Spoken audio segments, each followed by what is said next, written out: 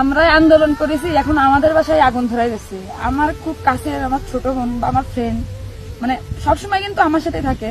আপনারা অনেক সময় মানে বাইকের লুকিং ক্লাসে দেখেন, আমরা কিন্তু দুইজন অনেক ঘুরি।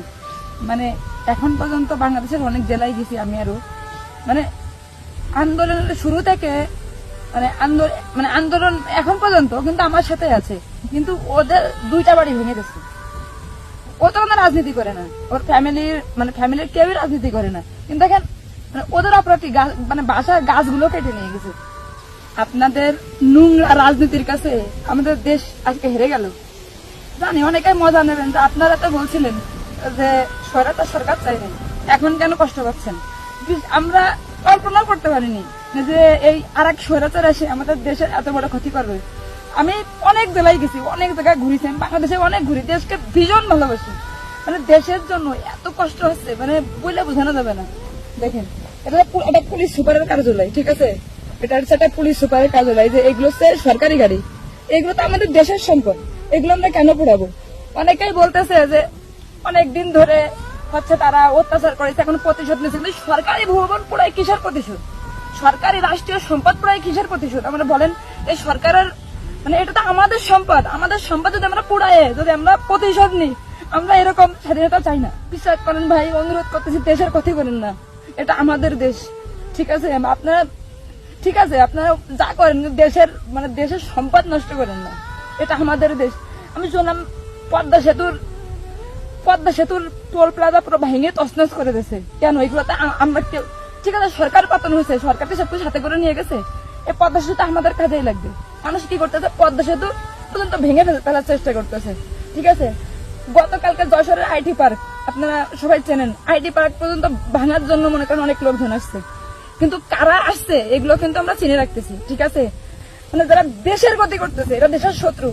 আপনারা যদি দেশকে ভালোবাসতেন তাহলে কখনো মানে দেশের সম্পদ এভাবে নষ্ট করতে পারতেন না।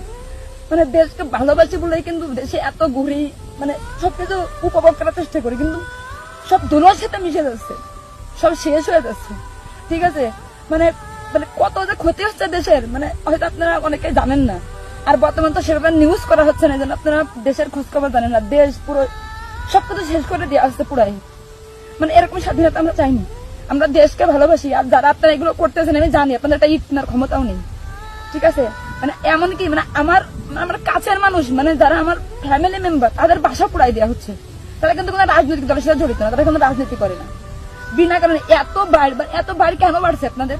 মানে বাড়ির তো একটা লিমিট থাকে, মানে এটা কোন ধরনের বাড়ি, মানে কারোর কোনো মানে কেউ কারোর মানতেছে না।